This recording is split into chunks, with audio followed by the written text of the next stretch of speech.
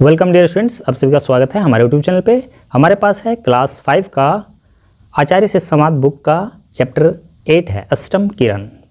ये page number 75 से शुरू होता है और सभी चैप्टर में ये चीज़ जो लिखा हुआ यहाँ पे देख सकते हैं। स्थान शिशु मंदिर का सभाकक्ष, आचार्य महोदय का कक्षा प्रवेश, यहाँ से लेकर यहाँ तक जो लिखा हुआ है वो सभी चैप्टर में सेम है। और यहाँ पे टीचर और स्टूडेंट के बीच में कुछ महत्वपूर्ण सब्जेक्ट पे बातें होती है जो स्टूडेंट्स के लिए जानना आवश्यक है।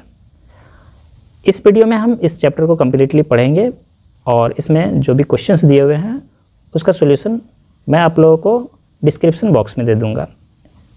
डिस्क्रिप्शन बॉक्स में देने के पीछे रीज़न ये होता है कि अब अगर आने वाले समय में आंसर में कुछ बदलाव करना पड़े, थोड़ा बहुत तो बदलाव किया जा सकता है। चलिए हम लोग इसको पढ़ना शुरू करते हैं। आचार्य, टीचर को आचार्य बोलते हैं। राम भैया, क्या आप बता सकते हैं कि आज कौन सी तिथि और कौन सा दिनांक है? कौन सी तिथि और दिनांक? तिथि और दिनांक तो दोनों एक ही चीज़ होता है। तो राम भैया बैठे बैठे मतलब बैठ के ही जवाब दे रहे हैं। आचार्य जी, आज 1 जनवरी है। 1 जनवरी, वैसे तो 1 जनवरी में सभी स्कूल बंद रहता है, लेकिन 1 जनवरी की कुछ विशेष बात होगी, इसीलिए ये चीज़ दिया हुआ है। आचार्य जी बोल रहे हैं श्याम भैया से। क्यों? राम भैया का उत्तर सही है। श्याम एक दूसरा स्टूडेंट है, उससे पूछा जा रहा है। राम ने जो आंसर दिया वो सही है, तो श्याम खड़े होकर जवाब देता है, जी आज 1 जनवरी है। 1 जनवरी 1 जनवरी एक ही चीज़ है। आचार्य जी क्या बोल रहे हैं? हाँ, आज 1 जनवरी है, पर राम भैया ने उत्तर देने में एक त्रुटि की, एक गलती की, मिस्टेक की। क्या आप बता सकते हैं कि वह त्रुटि क्या है? मतलब उसने कौन सी गलती किया? मोहन भैया, रमेश भैया तथा सुनीता बहन एक साथ चिल्लाकर, तो कितने स्टूडेंट? 3 स्टूडेंट एक साथ चिल्लाकर क्या कहता है? जी हम बताएंगे। तो सभी लोग चिल्लाकर बोले। तो आचार्य जी क्या बोल रहे हैं? इस प्रकार एक साथ चिल्लाकर नहीं, जिस भैया को उत्तर देना हो उसे अपना हाथ ऊंचा कर देना चाहिए और जब भी जिससे पूछा जाए उसी को उत्तर देना चाहिए। अच्छा, तो सुनीता बहन आप बताइए कि राम भैया ने क्या त्रुटि की? यहाँ पे एक शिष्टाचार आचार्य जी बतला रहे हैं कि इस तरह से चिल्ला के बोलना नहीं है। जिसे आंसर देना है वो अपने हाथ को ऊंचा कर देना चाहिए, अपने हाथ को ऊंचा करना चाहिए, और जिसकी और टीचर इशारा करे कि आप बतलाओ तो फिर उसको जवाब देना चाहिए। तो सुनीता खड़ी होकर, सुनीता जो है वो जवाब दे रही है, जी राम भैया ने प्रश्न का उत्तर बैठे बैठे दिया। किसी भी प्रश्न का आंसर देते हैं क्लास में तो उसको खड़े होकर देना चाहिए। यहाँ भी वो चीज़ बतलाया जा रहा है। तो आचार्य जी और क्या बोल रहे हैं? तो सुनीता बहन प्रश्न का उत्तर कैसे देना चाहिए? बैठे बैठे दिया, तो कैसे देना चाहिए टीचर पूछ रहे हैं। तो सुनीता क्या बोल रही है? जी खड़े होकर जवाब देना चाहिए। तो आचार्य जी आगे और भी बतला रहे हैं। बहुत ठीक, बहुत अच्छी बात है। कक्षा में जब भी किसी प्रश्न का उत्तर देना हो तो हमें पहले अपना हाथ ऊँचा और सीधा उठा देना चाहिए, हाथ खड़ा कर देना चाहिए, हाथ हिलाना नहीं चाहिए। जैसे नेता लोग जब रैली में भाषण देने के लिए जाते हैं तो क्या करते हैं? वो हाथ हिलाते हुए जाते हैं। तो उस तरह से हाथ हिलाना नहीं है, हाथ सीधा खड़ा रखना है। जब आचार्य जी आपकी ओर संकेत करें तब दक्ष की स्थिति में खड़े होकर धीरे धीरे स्पष्ट भाषा में उत्तर देना चाहिए, और जब आचार्य जी संकेत करें तब बैठ जाना चाहिए। तो आंसर देने के लिए कई बच्चे हाथ खड़ा कर सकते हैं, लेकिन जिसकी ओर संकेत किया जाए, जिसे आंसर बोलने के लिए कहा जाए उसी को आंसर देना चाहिए, और फिर जब बैठने के लिए कहा जाए उसे बैठ जाना चाहिए। तो सुनीता कह रही है, जी अच्छा। आचार्य जी क्या बतला रहे हैं? और देखो मोहन भैया, तुम्हारा बैठने का ढंग भी ठीक नहीं है, बैठने का तरीका ठीक नहीं है। नेक्स्ट पेज पे चलेंगे। नेक्स्ट पेज हमारे पास है 76 और इसमें आगे बात हो रही है मोहन, जो अब तक झुका हुआ बैठा था अब तनकर बैठ जाता है। वो सही तरीके से बैठा हुआ नहीं था तो वो सही तरीके से बैठ जाता है, जी, और बोलता है फिर दक्ष में खड़ा हो जाता है, सावधान की स्थिति में खड़ा हो जाता है। आचार्य जी क्या बतलाते हैं? हाँ, यह बात हुई मोहन भैया, मतलब इस तरह से बैठना चाहिए या खड़ा होना चाहिए। सीधे बैठने का अभ्यास करना चाहिए। झुककर बैठने से मेरुदंड टेढ़ा हो जाता है। और हाँ देखो, जब कक्षा में कुर्सी पर बैठे हो तो बैठे बैठे पैर नहीं हिलाना चाहिए। कुछ लोगों की आदत होती है, बैठने के बाद पैर हिलाने का आदत होता है। मोहन बोल रहा है, जी कभी कभी ऐसा हो जाता है, अब नहीं होगा आचार्य जी। कि पीठ टेढ़ा करके बैठता है, तो ध्यान रखिएगा कि इस तरह से ना हो। आचार्य जी बोलते हैं, अच्छा बैठो मोहन भैया। हाँ तो राम भैया आप फिर से बताएं कि आज कौन सी तिथि है। तो राम अब की बार जो है खड़ा होकर बोलता है, जी आज 1 जनवरी है। आचार्य जी बोलते हैं, यह तो आपने दिनांक बताया, मैं आपसे तिथि के विषय में पूछ रहा हूँ। तो दिनांक और तिथि में क्या अंतर है यहाँ पता चल जाएगा। आज कौन सी तिथि है? तिथि। सभी शिशुओं का मौन रहना और आचार्य जी की ओर उत्सुकता से देखना। मतलब बच्चे भी नहीं जान रहे हैं कि तिथि क्या चीज़ है। तो आचार्य जी आगे बोल रहे हैं, अच्छा आजकल कौन सा माह चल रहा है? कौन सा माह चल रहा है, महीना? तो मोहन बोल रहा है, जी यह जनवरी मास है, मतलब जनवरी का महीना है। आचार्य जी बोल रहे हैं, हाँ आंग्ल गणना के अनुसार यह जनवरी है, पर भारतीय गणना के अनुसार यह कौन सा मास है? मतलब हिंदी में हम लोग इसको कौन सा महीना कहेंगे, वही चीज़ यहाँ पूछा जा रहा है और बच्चे इस चीज़ को नहीं जान रहे हैं। रमेश क्या कह रहा है, यह हम कैसे बता सकते हैं आचार्य जी? आचार्य जी बोल रहे हैं, भारतीय काल गणना के अनुसार आप इसे बता सकते हैं। भारतीय काल गणना के अनुसार, भारतीय समय गणना के अनुसार। तो राम क्या कह रहा है, आचार्य जी आंग्ल गणना और भारतीय गणना किसे कहते हैं, इसमें क्या अंतर है? अब आचार्य जी से ही सवाल पूछा जा रहा है। आचार्य जी बतला रहे हैं, राम भैया आपका प्रश्न अत्यंत उत्तम है। आंग्ल गणना इंग्लैंड, फ्रांस आदि यूरोप महाद्वीप तथा अमेरिका के देशों में प्रचलित है। ये जो आजकल हम लोग जनवरी फरवरी गिनते हैं, तो ये जो है आंग्ल गणना है, ये इंग्लैंड, फ्रांस, यूरोप महाद्वीप तथा अमेरिका में ये खूब चलता है, प्रचलित है। वे ईसाई धर्म के मानने वाले हैं, इसलिए वे अपने समय की गणना संत ईसा मसीह के जन्म से करते हैं, इसलिए इसे ईसवी सन भी कहते हैं। ईसा मसीह के जन्म से ये गणना उन लोग शुरू किया हुआ है। राम कह रहा है, यह बात है ईसवी सन की। अब समझ में आया आचार्य जी। आचार्य जी आगे बतला रहे हैं, जैसे यूरोप में संत ईसा मसीह के जन्म से समय की गणना होती है, उसी प्रकार हमारे देश में समय की गणना चक्रवर्ती सम्राट चंद्रगुप्त विक्रमादित्य के समय से की जाती है, इसीलिए उसको विक्रम संवत कहते हैं। आगे पेज पे चलेंगे। अब नेक्स्ट पेज हमारे पास है 77 और इसमें आगे बात हो रही है। रमेश जी, ये चंद्रगुप्त विक्रमादित्य कौन थे? तो विक्रमादित्य के बारे में बच्चे जानना चाहते हैं। आचार्य जी बतला रहे हैं, ये हमारे देश के एक अत्यंत महान पुरुष थे। आज से 2068 वर्ष पूर्व मध्य एशिया से आने वाले शकों ने हमारे देश पर आक्रमण करके उसे अपने अधीन कर लिया था। इन शकों ने हमारे देश में नाना प्रकार के अत्याचार किए, धर्मस्थलों का विध्वंस किया और यहाँ की संपदा को विनष्ट किया, मतलब यहाँ की संपत्ति को बर्बाद किया। उनके अत्याचार से प्रजा त्राही त्राही कर उठी, शकों के अत्याचार से।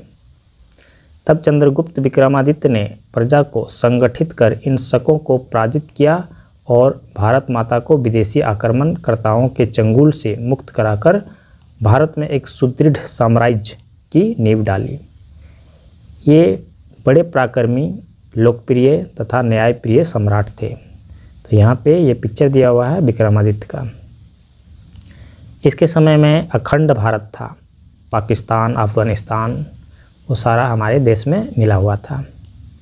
इनके शासन काल में हमारे देश ने बहुमुखी प्रगति की, बहुत तरक्की की थी उस समय। राम क्या कह रहा है, इनकी राजधानी कहाँ थी? आचार्य जी बतला रहे हैं, इनकी राजधानी उज्जैनी में थी, जो आजकल उज्जैन के नाम से प्रसिद्ध है। यह नगर वर्तमान मध्य प्रदेश में इंदौर के निकट है। उज्जैन में इनके द्वारा बनवाया गया महाकालेश्वर का मंदिर भारत के महान मंदिरों में से एक है। तो उसको आप देखने के लिए जा सकते हैं। ये कहाँ पड़ता है? मध्य प्रदेश में। सुनीता क्या कह रही है, तो भारतीय संवत इनके जन्मदिन से ही माना जाता है, उसे क्या कहते हैं? आचार्य जी बतला रहे हैं इसे विक्रम संवत कहते हैं। अब किसी कैलेंडर में देखेंगे तो उसमें विक्रम संवत का एक जो साल चलता है वो लिखा हुआ रहता है। इसकी गणना उस दिन से होती है जिस दिन सम्राट विक्रमादित्य ने शकों को पराजित कर भारतीय साम्राज्य की पुनः स्थापना की थी। शकों को जब समाप्त कर दिया था उस दिन से और भारतीय साम्राज्य पुनः स्थापित हुआ था, उस दिन से इसकी गणना शुरू हुई थी। विद्या क्या कह रही है?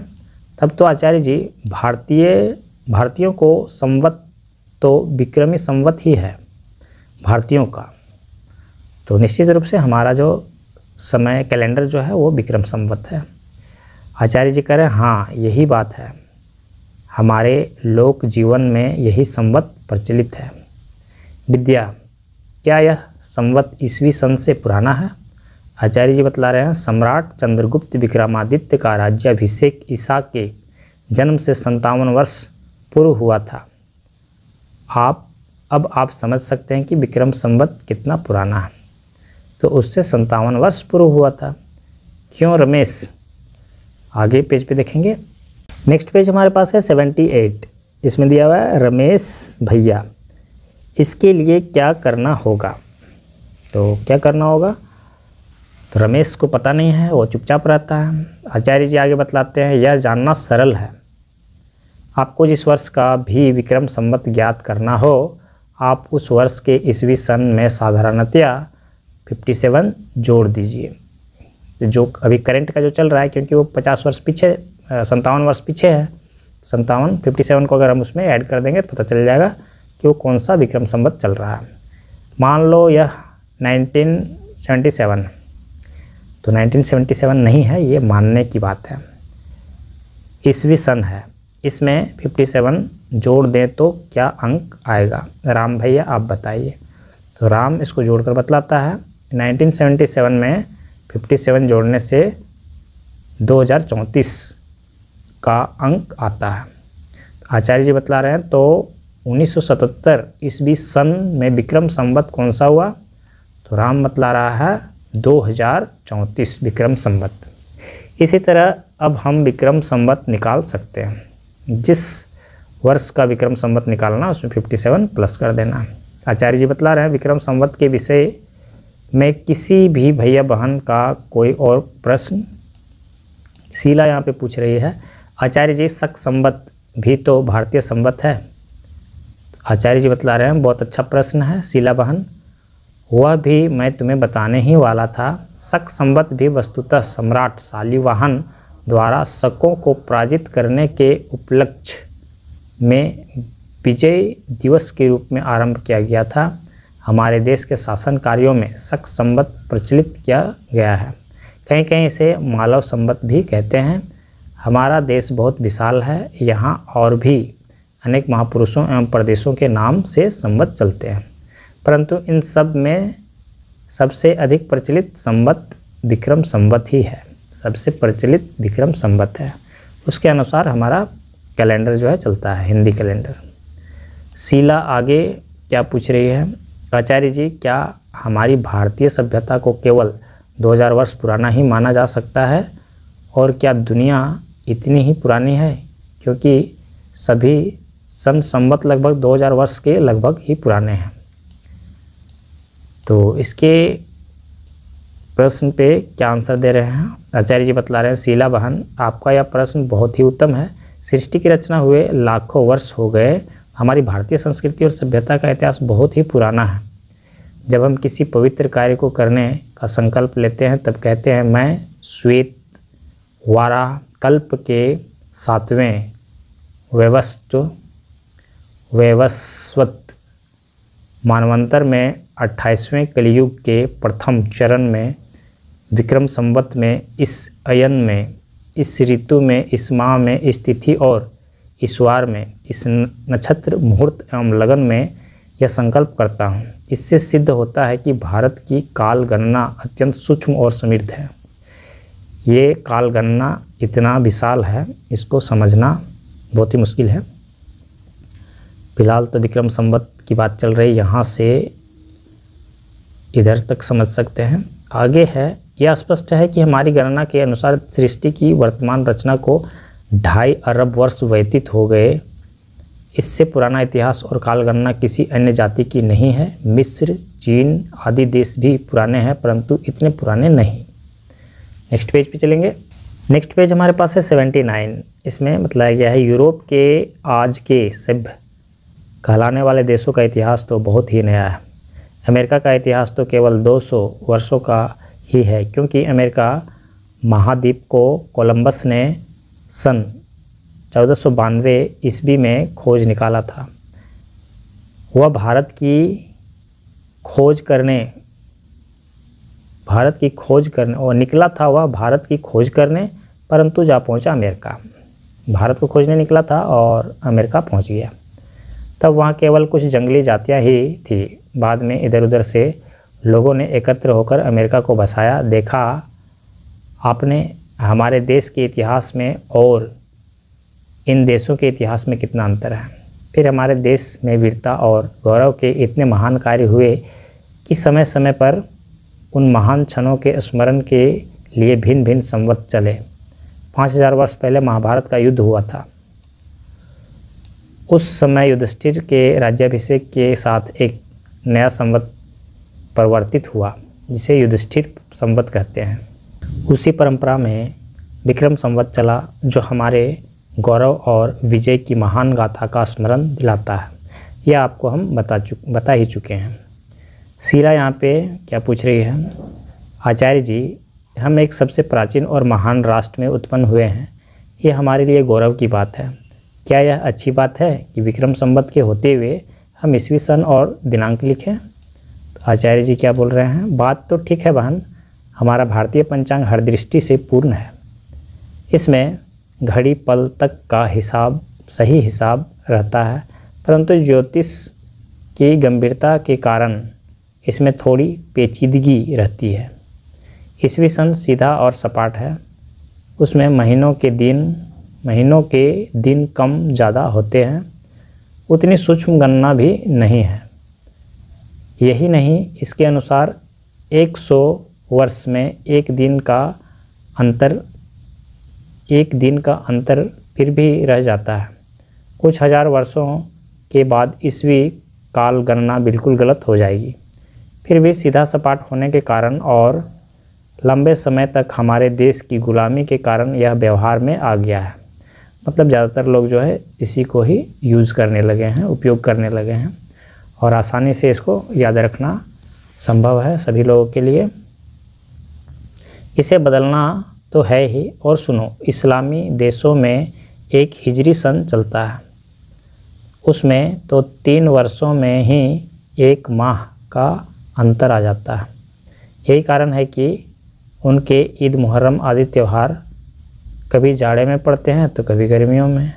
अब तो स्पष्ट हो गया कि भारतीय गणना ही विज्ञान एवं ज्योतिष की दृष्टि से पूर्ण गणना है। मतलब हमारा जो पंचांग है उसमें किसी भी तरह की गड़बड़ी नहीं होती है, समय का हेर फेर नहीं होता, लेकिन बाकी कैलेंडर में जो है उसमें होता है। आचार्य जी आगे बतलाते हैं, अच्छा आजकल कौन सा मास है शांति बहन? शांति जवाब दे रही जनवरी माह। आचार्य जी यह माह आंगल गणना के अनुसार है। इसके अनुसार वर्ष में कितने माह होते हैं? आंगल गणना मतलब अंग्रेजी गणना के अनुसार है। नेक्स्ट पेज पे देखेंगे। नेक्स्ट पेज है 80 और इसमें आगे दिया हुआ है रमेश भैया। रमेश भैया से पूछा जा रहा है, तो रमेश भैया क्या बोल रहे हैं कि आंगल गणना के अनुसार कितने महीने होते हैं? तो रमेश भैया जवाब दे रहे हैं जी 12 माह, 12 महीने होते हैं। आचार्य जी कौन कौन से? तो जनवरी फरवरी यहाँ पे पूरा गिनकर बतला दिया गया है दिसंबर तक। रमेश बतला देता है, आचार्य जी अच्छा पूरे वर्ष में कितने दिन होते हैं? तो पूरे वर्ष में कितने दिन होते हैं? 365, 365 दिन। आचार्य जी कहते हैं हाँ, पृथ्वी सूर्य की परिक्रमा लगभग 365 दिन और 1/4 कितने घंटे हो गए? ये हो गया 6 घंटा दिनों में पूरी करती है, इसलिए एक वर्ष 365 दिनों का माना जाता है। अतः इन्हीं 365 दिनों को 12 महीनों में बांट दिया गया है। जनवरी, मार्च, मई, जुलाई, अगस्त, अक्टूबर, दिसंबर, ये 7 माह 31 दिनों के होते हैं। फरवरी माह 28 दिनों का और कभी किसी वर्ष 29 दिनों का होता है। बाकी 4 माह अप्रैल, जून, सितंबर, नवंबर 30 दिनों के होते हैं। राम बोल रहा है जी फरवरी माह 29 दिनों का किस वर्ष होता है? तो 29 दिनों का कौन सा वर्ष होगा ये पूछ रहा है। आचार्य जी बतला रहे हैं जिस वर्ष के सन की संख्या के अंक में 4 से भाग लग जाए उस सन में फरवरी 29 दिनों का और अन्य वर्षों में फरवरी 28 दिनों का होता है। श्याम भैया आप बताइए कि 1981 में फरवरी कितने दिनों का था? श्याम बतला रहा है 28 दिनों का। फिर आचार्य जी बोलते हैं और सन 1976 ईस्वी में श्याम बतला रहा है 29 दिनों का। आचार्य जी बोलते हैं अच्छा, भारतीय गणना के अनुसार वर्ष में 12 माह होते हैं और 6 ऋतुएं होती हैं। प्रति 2 माह में एक ऋतु रहती है। इसका क्रम इस प्रकार है। देखिए चैत वैशाख हो गया, ये 2 माह हो गया, इसमें वसंत ऋतु रहती है। ज्येष्ठ आषाढ़, इसमें ग्रीष्म ऋतु। श्रावण भाद्रपद, इसका मतलब है कि भादो महीना जिसको बोला जाता है। वर्षा ऋतु आश्विन कार्तिक। शरद ऋतु मार्गशीर्ष पौष, मार्गशीर्ष को अघन का महीना बोला जाता है। हेमंत ऋतु माघ फागुन। शिशिर ऋतु। इस प्रकार से ये सीरियल नंबर से ऋतुओं को सजाया गया है। नेक्स्ट पेज पे चलेंगे। नेक्स्ट पेज 81 है और इसमें क्लियरिटी का थोड़ा सा प्रॉब्लम होगा, फिर भी पढ़ा जा सकता है। आचार्य जी आगे बतला रहे हैं अच्छा यह बताइए कि आजकल सूर्यास्त होने के बाद रात्रि में प्रकाश रहता है या अंधकार? तो रमा बतला रही है जी प्रकाश रहता है। फिर आचार्य जी पूछ रहे हैं यह प्रकाश कहाँ से आता है? रमा बताती है जी यह प्रकाश चंद्रमा से मिलती है। आचार्य जी आगे बताते हैं हाँ, सूर्यास्त होते ही चंद्रमा का प्रकाश जिन 15 दिनों तक रहता है उन 15 दिनों को शुक्ल पक्ष कहते हैं और जिन शेष 15 दिनों में सूर्यास्त के बाद अंधकार रहता है, चंद्रोदय बाद में होता है अथवा होता ही नहीं है, उन्हें कृष्ण पक्ष कहते हैं।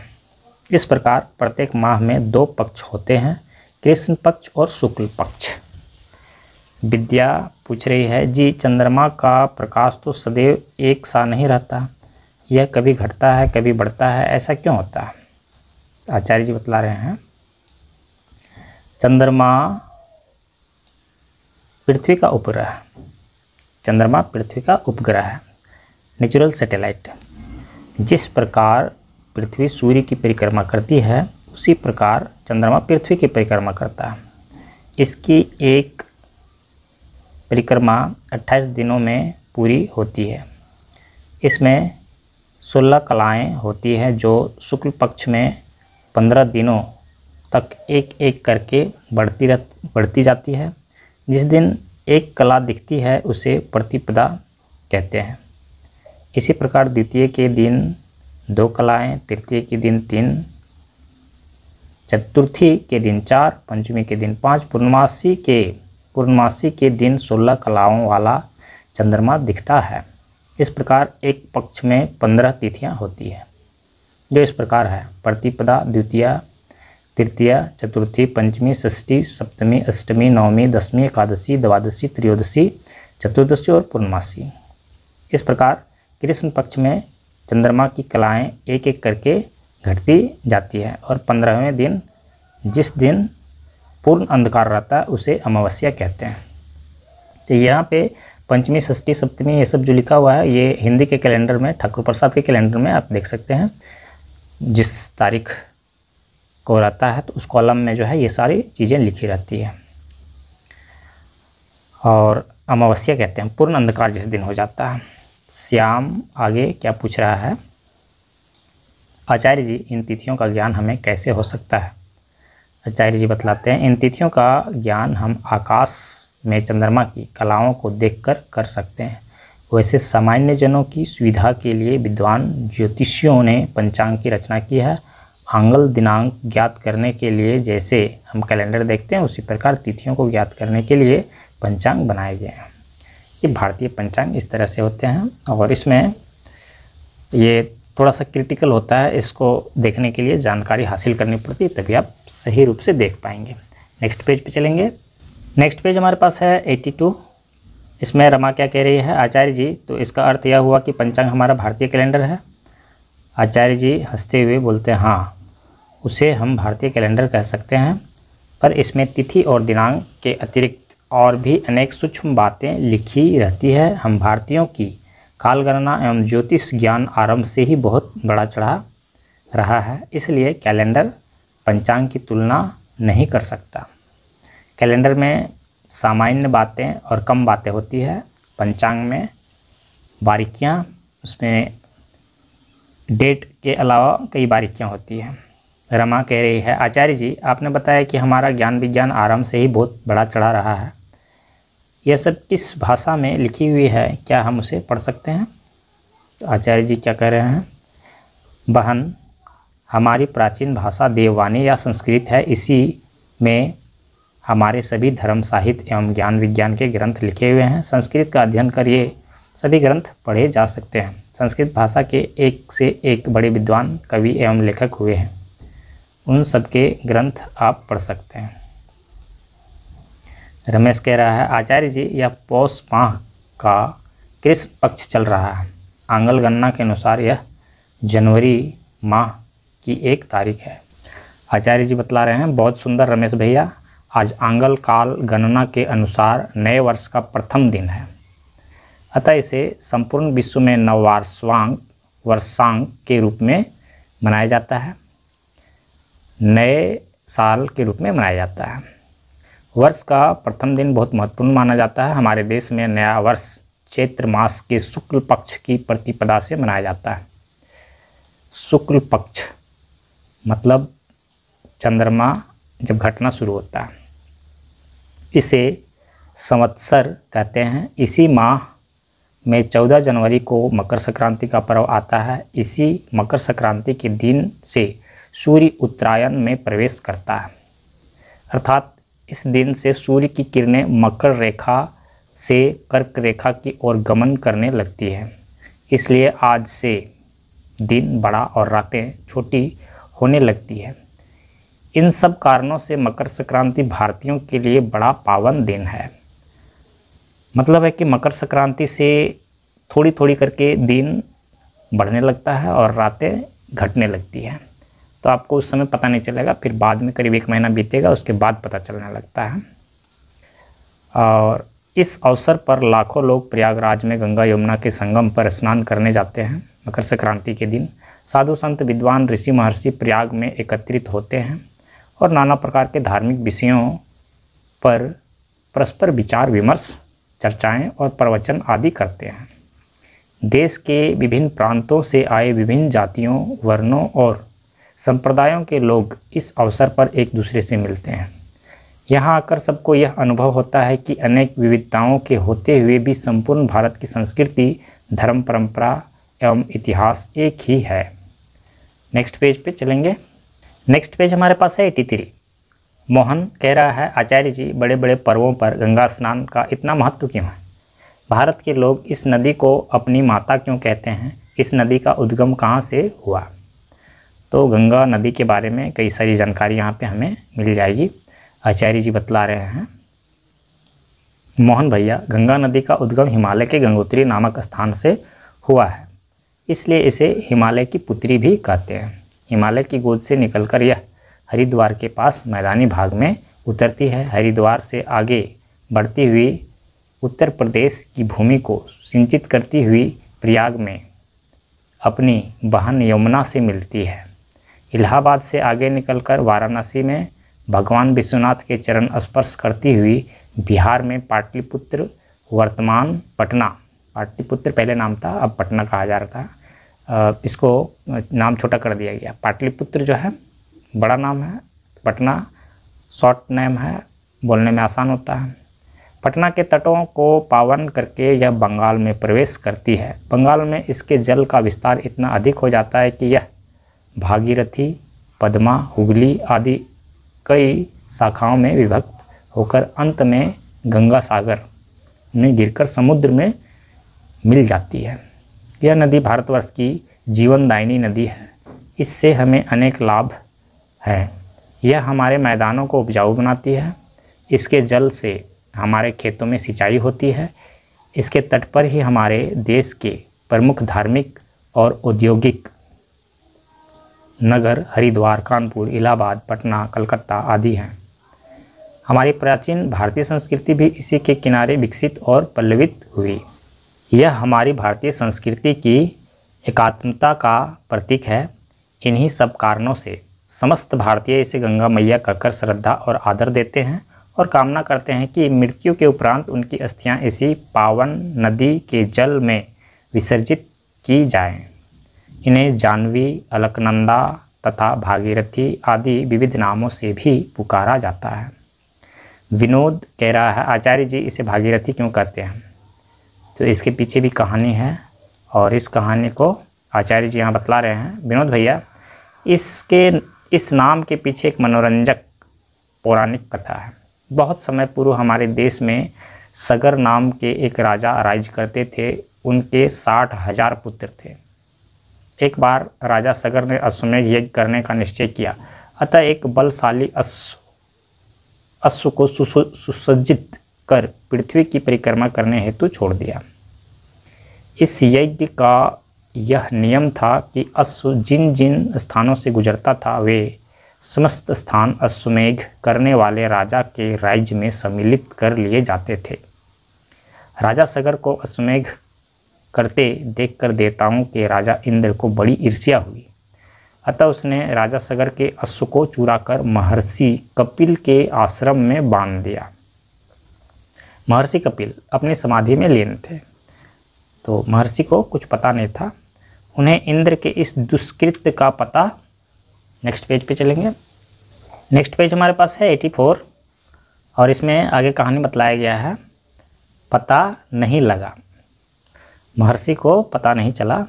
अश्व को खोजते खोजते राजा सगर के पुत्र जब कपिल ऋषि के आश्रम में पहुँचे और उन्होंने यज्ञ के अश्व को वहीं बंधे हुए देखा तो महर्षि को ही चोर समझ बैठे। उसके आश्रम में बंधा हुआ था, इसीलिए उसे लगा कि यहीं पे जो है मतलब महर्षि ने ही हमारे अश्व को रोका है। इससे महर्षि की समाधि टूट गई। उन्होंने क्रोधित होकर राजा सगर के पुत्रों को वहीं पर जलाकर खत्म कर दिया। 60,000 पुत्र थे, सबको जलाकर खत्म कर दिया। अपने इन्हीं पुत्रों की मुक्ति के लिए राजा सगर ने गंगा जी को स्वर्ग से पृथ्वी पर लाने के लिए तपस्या की, परंतु अपनी तपस्या की पूर्व ही वे स्वर्ग सिधार गए, मतलब असफल हुए। उनकी तपस्या का फल उन्हें प्राप्त नहीं हुआ। बहुत दिनों बाद उनके वंश में राजा भागीरथ उत्पन्न हुए। उन्होंने गंगा जी को मनुष्यों के कल्याण के लिए पृथ्वी पर लाने के लिए घनघोर तपस्या की। उनका निश्चय बड़ा दृढ़ था, इसलिए अंत में उन्हें सफलता प्राप्त हुई और वे गंगा जी को पृथ्वी पर ले आए। तो इसके बीच में भागीरथी और सगर के बीच में और कुछ लोग आते हैं। कहानी थोड़ी और लंबी है, तो इसको आप कहीं और दूसरे जगह से पढ़ सकते हैं। अंततः जो है भागीरथ जो है वही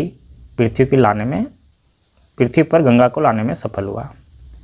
इसी कारण से गंगा जी का दूसरा नाम भागीरथी पड़ गया। यदि कोई व्यक्ति आज भी किसी उद्देश्य की प्राप्ति के लिए राजा भागीरथ के समान दृढ़ प्रयत्न करता है तो उसे भागीरथ निश्चय या भागीरथ प्रयत्न करना कहते हैं।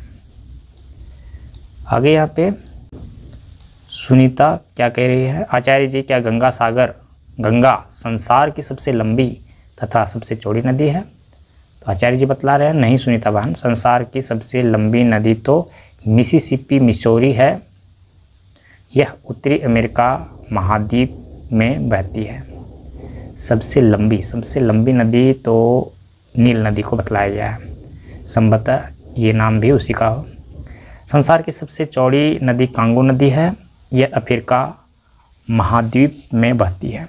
इसकी चौड़ाई कहीं कहीं पर 50 मील से भी अधिक है, परंतु गंगा नदी का महत्व उसकी उपयोगिता के कारण है। गंगा का स्थान विश्व की बड़ी नदियों में तो है ही, इसकी मूल विशेषता है इसके अमृत जैसे जल की। गंगा का जल कितने ही दिनों तक अलग से रखा जाए वह सड़ता नहीं है। उसमें अनेक ऐसे उत्तम खनिज मिले हैं कि वह अत्यंत लाभकारी है, इसलिए इस जल को अमृत की संज्ञा दी गई है। हम लोग गंगा को विष्णु के चरणों से निकला अमृत मानते हैं, जिससे सगर के 60,000 मृत पुत्रों का उद्धार हुआ। रमा, विद्यापति ने भी गंगा की स्तुति बड़ सुखसार पायोल तू तीरे पद में की है। आचार्य जी, इसके बारे में अब आचार्य जी आगे बतलाएंगे। नेक्स्ट पेज पे देखते हैं। नेक्स्ट पेज हमारे पास है 85 और इसमें आचार्य जी आगे बतला रहे हैं। हाँ रमा बहन, विद्यापति के रचित पद हिंदी क्षेत्र में व्यापक रूप से गाए जाते हैं। इनका जन्म मधुबनी जिला के विस्पी ग्राम में हुआ था। तत्समय की भाषा पिंगल में उन्होंने कीर्तिलता और कीर्ति पताका नामक काव्य की रचना की, किंतु इन्हें प्रसिद्धि और सम्मान मैथिली भाषा में विरचित इनकी पदावली के कारण मिला। पदावली के पदों की सुगेयता के कारण ये मैथिल कोकिल के नाम से विख्यात हुए। ये सेव थे, पर अपने पदों में इन्होंने अन्य देवताओं की भी वंदना की है। सेव मतलब होता है शिव जी को मानने वाले, उनकी आराधना करने वाले।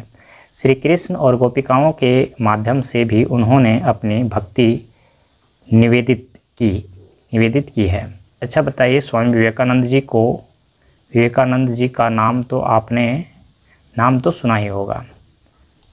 तो स्वामी विवेकानंद का लगभग सभी क्लास में दिया हुआ है, इसीलिए आप लोगों को पता होगा। तो राम नामक स्टूडेंट कह रहा है, जी हाँ आचार्य जी, उनका चित्र तो हमारे सभा कक्ष में लगा है, मतलब उनके कक्षा में भी लगा हुआ है। आचार्य जी, उनका जन्म, स्वामी विवेकानंद के बारे में बतला रहे हैं कि उनका जन्म इसी जनवरी माह की 12वीं तारीख को सन 1863 ईस्वी में हुआ था, 12 जनवरी को। उनका बचपन का नाम नरेंद्र दत्त था। वे बचपन से ही बड़े प्रखर बुद्धि के थे। प्रारंभ में वे नास्तिक थे, उनका परमेश्वर की सत्ता पर विश्वास नहीं था, परंतु जब उनका संपर्क स्वामी रामकृष्ण परमहंस से हुआ तो उनके विचार एकदम बदल गए और उन्होंने संन्यास ले लिया। तब से वे स्वामी विवेकानंद कहलाने लगे। संन्यास लेने के बाद वे 6 वर्षों तक हिमालय में रहे और वहां उन्होंने जिला अल्मोड़ा के अंतर्गत मायावती नामक स्थान पर घोर तपस्या की। वहीं स्वामी जी को हिंदू धर्म के प्रचार के लिए कार्य करने की आवश्यकता का अनुभव हुआ। अतः उन्होंने अमेरिका के शिकागो नामक नगर में होने वाले विश्व धर्म सम्मेलन में जाने का निश्चय किया।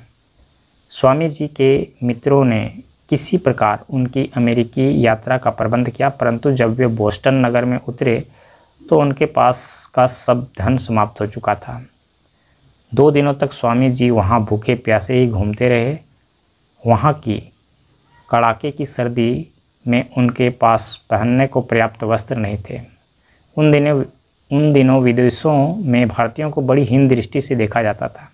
अतः शिकागो सम्मेलन में स्वामी जी को बोलने के लिए बहुत कम समय दिया गया, परंतु स्वामी जी जब बोलने के लिए खड़े हुए तो उन्होंने अपनी बोलने की शक्ति से सभी श्रोताओं को मंत्रमुग्ध कर दिया। फिर क्या था? फिर तो हिंदू धर्म पर दिए गए उनके भाषणों से अमेरिका में धूम मच गई। प्रत्येक रविवार को उनके भाषण होने लगे।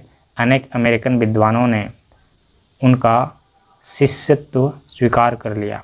1895 ईस्वी में स्वामी जी इंग्लैंड गए और वहाँ भी उन्होंने, आगे पेज पे देखते हैं, नेक्स्ट पेज हमारे पास है 86 और इसमें दिया हुआ है, वहाँ भी उन्होंने मतलब इंग्लैंड में उन्होंने हिंदू धर्म का प्रचार करके कई अंग्रेज़ों को अपना शिष्य बना लिया। 1897 ईस्वी में भारत में भीषण अकाल पड़ा, 1897। स्वामी जी इस अकाल के समय अपने देशवासियों की सहायता के लिए भारत लौट आए। इस अकाल के समय उन्होंने अथक परिश्रम किया, इसके कारण इनका स्वास्थ्य बहुत गिर गया।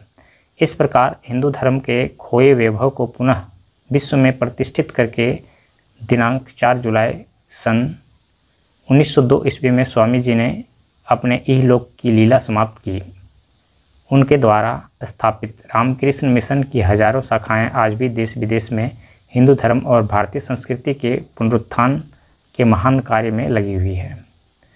सुरेश कह रहा है आचार्य जी स्वामी विवेकानंद के शिष्यों में सबसे प्रमुख कौन थे। आचार्य जी बतला रहे हैं सुरेश भैया, स्वामी जी के प्रमुख शिष्यों में भगिनी निवेदिता का नाम सर्वाधिक प्रसिद्ध है। वे आयरलैंड की रहने वाली थी और उनका वास्तविक नाम कुमारी मार्गरेट नोबुल था। वे स्वामी विवेकानंद के प्रवचनों से इतनी अधिक प्रभावित हुई कि उन्होंने भारत आकर हिंदू धर्म ग्रहण कर लिया और अपना सारा जीवन भारतवर्ष की सेवा में समर्पित कर दिया। स्वामी जी के शरीरांत के बाद उनके कार्य को आगे बढ़ाने का श्रेय भगिनी निवेदिता को ही है। भारत की स्वतंत्रता के लिए संघर्षशील क्रांतिकारियों की भी वे प्रेरणा का बहुत बड़ा स्रोत थी। भारतीय स्वतंत्रता संग्राम में उनका बहुत बड़ा योगदान रहा। शीला कह रही है आचार्य जी, क्या नेताजी सुभाष चंद्र बोस भी स्वतंत्रता संग्राम के सेनानी थे। उन्होंने भारत माता की स्वाधीनता के लिए क्या प्रयत्न किए। आचार्य जी बतला रहे हैं शीला बहन, नेताजी सुभाष चंद्र बोस एक महान स्वतंत्रता सेनानी थे। उनका जन्म 23 जनवरी 1897 ईस्वी को उड़ीसा प्रांत के कटक नामक स्थान में हुआ था। उनके पिता जानकीनाथ बोस थे। सुभाष चंद्र बोस की प्रारंभिक शिक्षा एक यूरोपियन स्कूल में हुई। स्कूल में प्रवेश लेते समय उनकी आयु केवल 5 वर्ष की थी। उस समय भारतवर्ष में अंग्रेज़ों का राज था। अंग्रेज बालक भारतीय बालकों का बारंबार अपमान करते थे, परंतु कोई भी भारतीय छात्र उनका विरोध करने का साहस नहीं कर पाता था। एक बार की घटना है कि खेल के मैदान में एक अंग्रेज बालक ने कहा, ये भारतीय बहुत नीच होते हैं। इस पर दूसरे अंग्रेज बालक ने उत्तर दिया, मैं इन्हें जहाँ देखता हूँ ठोकर मार देता हूँ। यह सुनकर वहाँ पर उपस्थित सभी भारतीय बालकों के हृदय में बड़ी पीड़ा हुई, परंतु किसी में भी इतना साहस न था कि वह अंग्रेज बालकों को मुंहतोड़ उत्तर देता। सुभाष चंद्र बोस से नेक्स्ट पेज है 87। सुभाष चंद्र बोस से अपने देशवासियों का यह अपमान न सहा गया। उन्होंने क्रोध में भरकर उन अंग्रेज बालकों से कहा, मैं भारतीय हूँ, बोलो क्या कहते हो। अंग्रेज बालकों से सुभाष को कुछ उत्तर देते ना बन पड़ा। तब सुभाष चंद्र बोस ने उन दोनों को ठोकर मारकर ज़मीन पर गिरा दिया। ऐसी थी सुभाष चंद्र बोस में आत्मसम्मान की भावना। सन 1913 ईस्वी में उन्होंने कलकत्ता के प्रेसिडेंसी कॉलेज में अपना नाम लिखवाया, परंतु यहाँ पढ़ाई में उनका मन अधिक ना लगा। उनकी इच्छा स्वामी विवेकानंद की तरह संन्यास लेकर ज्ञानार्जन करने की थी। अतः 16 वर्ष की आयु में उन्होंने घर छोड़ दिया और हिमालय में तपस्या करने चल गए। परंतु वहाँ उन्हें यह आभास हुआ कि उनका मार्ग संन्यास का नहीं बल्कि अपनी मातृभूमि की सेवा करने का है। अतः 6 माह बाद वे हिमालय से वापस आ गए और अपना अध्ययन पूरा करने लगे। अगस्त 1920 ईस्वी में उन्होंने ब्रिटिश सरकार की सर्वोच्च परीक्षा ICS उत्तीर्ण की। इस परीक्षा को उत्तीर्ण करने के बाद वे बहुत बड़े अफसर बन सकते थे, परंतु इन्होंने ब्रिटिश सरकार का अफसर बनने के स्थान पर भारत माता की सेवा करना अधिक श्रेयस्कर समझा। उन्होंने सुखमय विलास के जीवन को ठुकराकर देश सेवा का कठिन मार्ग अपनाया और ब्रिटेन स्थित भारत सचिव को अपना त्यागपत्र देकर भारत लौट आए। भारत आकर सुभाष चंद्र बोस ने दीनबंधु चित्तरंजन दास को अपना गुरु बनाया। 33 वर्ष की अवस्था में कलकत्ता की जनता ने उन्हें अपना मेयर चुनकर सम्मानित किया। 1938 ईस्वी और 39 ईस्वी में वे 2 बार अखिल भारतीय कांग्रेस के अध्यक्ष चुने गए। सुभाष चंद्र बोस को महात्मा गांधी की अहिंसा की नीति पर विश्वास न था, अतः उन्होंने कांग्रेस से अपना त्यागपत्र दे दिया और फॉरवर्ड ब्लॉक की स्थापना की। 1940 ईस्वी में ब्रिटिश सरकार ने सुभाष बाबू को गिरफ्तार करके उन्हीं के घर में नज़रबंद कर दिया, लेकिन 26 जनवरी 1941 ईस्वी को वे ब्रिटिश सरकार की आंखों में धूल झोंककर वहां से भाग निकले और अफ़गानिस्तान होते हुए स्थल मार्ग द्वारा जर्मनी जाकर उन्होंने अंग्रेज़ों के शत्रु देशों अर्थात जर्मनी और जापान से नेक्स्ट पेज है 88। जर्मनी और जापान से अंग्रेज़ों के खिलाफ लड़ने के लिए सहायता मांगी। इन्हीं दिनों दक्षिणी पूर्वी एशिया में श्री रास बिहारी बोस ने भारत को स्वतंत्र करने के लिए आज़ाद हिंद फौज का गठन किया था। इस फौज में 60,000 सैनिक थे। सुभाष चंद्र बोस ने इस सेना का कुशलतापूर्वक संचालन किया और इसकी सहायता से वर्मा के मार्ग द्वारा भारत स्थित ब्रिटिश राज पर आक्रमण कर दिया। इस आक्रमण में सुभाष चंद्र बोस की आशातीत सफलता मिली और वर्मा को स्वतंत्र कराकर वे मणिपुर तक पहुंच गए। परंतु इसी बीच द्वितीय विश्व युद्ध में जापान और जर्मनी की हार हो गई और आज़ाद हिंद सेना के रसद और अस्त्र शस्त्र समाप्त हो गए। इस कारण आज़ाद हिंद फौज को पराजित होना पड़ा। परंतु नेताजी सुभाष चंद्र बोस का लक्ष्य अंत में पूर्ण हुआ और द्वितीय विश्व युद्ध के विजय होने के बाद भी अंग्रेज़ों को भारत छोड़कर जाना पड़ा। 15 अगस्त 1947 को हमारे देश को स्वाधीनता प्राप्त हुई।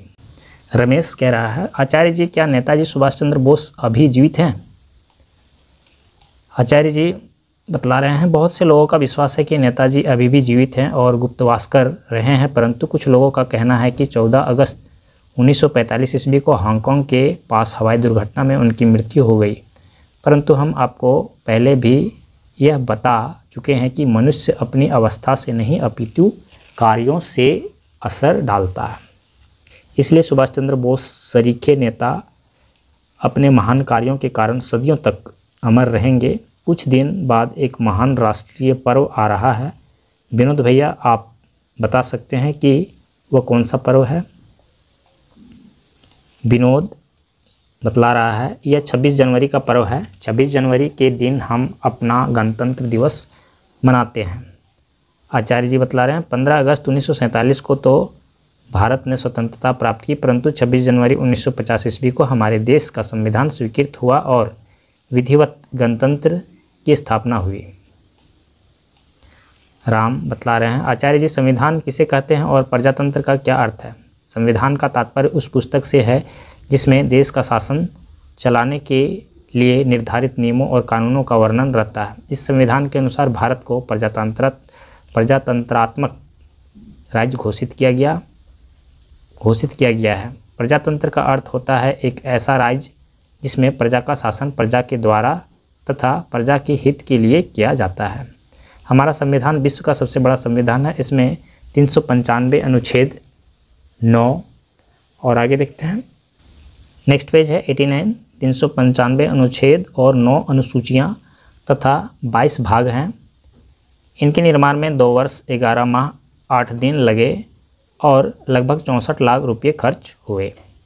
अब आप यह सोचेंगे कि आखिर हम 26 जनवरी को ही गणतंत्र दिवस क्यों मनाते हैं? आपका यह सोचना वास्तव में सही है। 26 जनवरी के दिन का हमारे देश के इतिहास में बड़ा महत्व है। इसी पुण्यतिथि के दिन सन 1930 ईस्वी में लाहौर में रावी नदी के किनारे पंडित जवाहरलाल नेहरू के नेतृत्व में हमारे स्वतंत्रता संग्राम के सेनानियों ने प्रतिज्ञा की कि हम अंग्रेज़ों से स्वतंत्रता लेकर रहेंगे। इस दिन से प्रतिवर्ष भारत के सभी नगरों में राष्ट्रीय झंडे लेकर जुलूस निकाले तथा स्वाधीनता प्राप्ति का दृढ़ संकल्प दोहराने की परंपरा प्रारंभ हो गई। इसलिए 1930 ईस्वी से ही 26 जनवरी को राष्ट्रीय पर्व के रूप में मनाया जाता है। यह दिन वास्तव में बड़ी प्रसन्नता का दिन है और ऋतु की दृष्टि से भी इन दिनों वसंत ऋतु के प्रारंभ होने के लक्षण दिखाई देने लगते हैं। यहाँ पे संविधान के बारे में लिखा गया इतने सारे, लेकिन संविधान किसने लिखा उनका नाम नहीं दिया हुआ है। डॉक्टर भीमराव अम्बेडकर का नाम नहीं दिया हुआ है। राम आगे कह रहे हैं, आचार्य जी लाला लाजपत राय का जन्म भी तो जनवरी माह में ही हुआ था। वे कौन थे आचार्य जी? आचार्य जी बतला रहे हैं, हाँ, लाला लाजपत राय एक महान देशभक्त थे। उनका जन्म 28 जनवरी 1865 ईस्वी में पंजाब प्रांत के फिरोजपुर जिले के ढोड़ी ग्राम नामक स्थान में हुआ था। उनके पिता मुंशी राधा किशन एक स्कूल में अध्यापक थे और इतिहास के बड़े अच्छे विद्वान थे। लाला लाजपत राय की प्रारंभिक शिक्षा लाहौर में हुई। उनके हृदय में बचपन से ही भारत माता को अंग्रेजी शासन के शिकंजे से मुक्त करने की बड़ी तीव्र लालसा थी। 1886 ईस्वी में उन्होंने लाहौर में दयानंद एंग्लो वैदिक कॉलेज की स्थापना की। 1906 ईस्वी में ब्रिटिश सरकार ने उनकी देशभक्ति के कारण देश से निर्वासित कर दिया, अतः वे अमेरिका चले गए। वहाँ रहकर उन्होंने 1917 ईस्वी में तरुण भारत यंग इंडिया नामक पुस्तक लिखी। इसे अंग्रेज सरकार ने जब्त कर लिया। 1920 ईस्वी में वे भारत लौट आए और उन्हें कांग्रेस के विशेष अधिवेशन का सभापति चुनकर सम्मानित किया गया। 30 अक्टूबर 1928 ईस्वी को साइमन कमीशन के विरोध में लाहौर में एक विशाल जुलूस निकाला गया।